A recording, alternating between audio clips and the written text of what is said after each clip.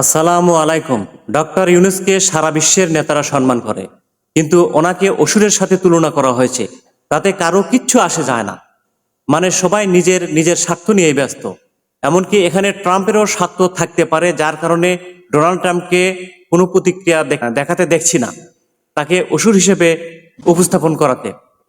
বহির্বিশ্বের স্বার্থ কি জানতে হলে ধৈর্য সহকারে ভিডিওটি দেখতে থাকুন। কোথায় মুসলমানদের স্বার্থ আর কোথায় মুসলমানদের জলাঞ্জলি, তা জানা অবশ্যই প্রত্যেক মুসলমানের দায়িত্ব ও কর্তব্য। আলোর পথে চলুন, হকের সাথে থাকুন। এই তো কদিন আগেই হয়ে গেল ডাকসু, জাকসু, চাকসু, রাকসু নির্বাচন।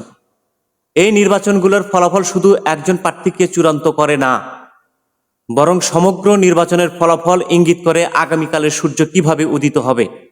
একটা পাগলও সহজে অনুমান করতে পারে যে ইসলামের ঝান্ডা উদিত হতে চলেছে। ইসলামের পতাকা পতপত করে উড়ুক, এটা বহির্বিশ্বের কেউই চায় না।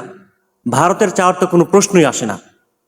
বহির্বিশ্ব চায় না, তার কারণ হচ্ছে ইসলামী শাসন একবার কায়েম হতে শুরু করলে দেশের যে উন্নয়ন হবে তা ধীরে ধীরে বিশ্বের উন্নত দেশ হিসেবে মাথা উঁচু করে দাঁড়িয়ে থাকবে।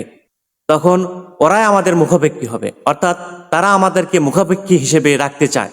যার কারণে ইন্ডিয়াকে বহির্বিশ্বের বিভিন্ন দেশ পরামর্শ দিয়ে থাকে, এবং ইন্ডিয়া যদি উন্নত দেশে পরিণত হয় এবং ইন্ডিয়াও অন্য দেশের কথা শুনতে পারে না বা শুনবে না, যার ফলে ইন্ডিয়া যাতে উন্নত রাষ্ট্র হিসেবে দাঁড়াতে না পারে সেদিকেও খেয়াল রাখছে বহির্বিশ্বের একটা মহল। সুতরাং এটা বিশ্ব রাজনীতির একটা অংশ।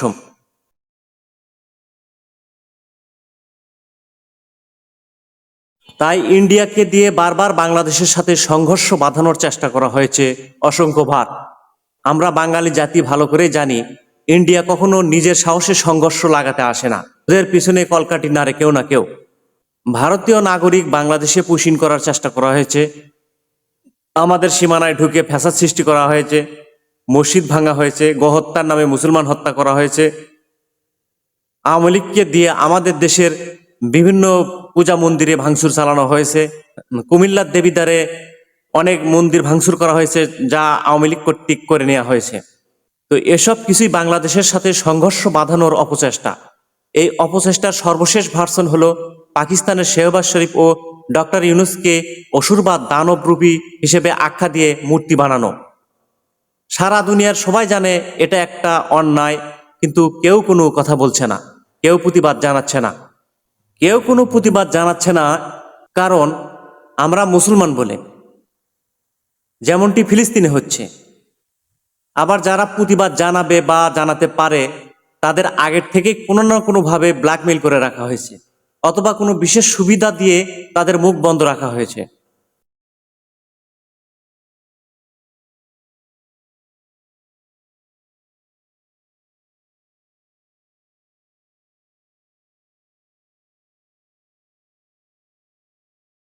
যেহেতু পাকিস্তানের শেহবাজ শরীফ ও ডক্টর ইউনূসকে অসুররূপী আখ্যা দিয়ে অপমান করা হয়েছে, সেহেতু একটা অদৃশ্য মহল অথবা ইন্ডিয়া একটা জবাব বা প্রতিবাদ কামনা করে এই পাকিস্তান এবং বাংলাদেশের কাছে।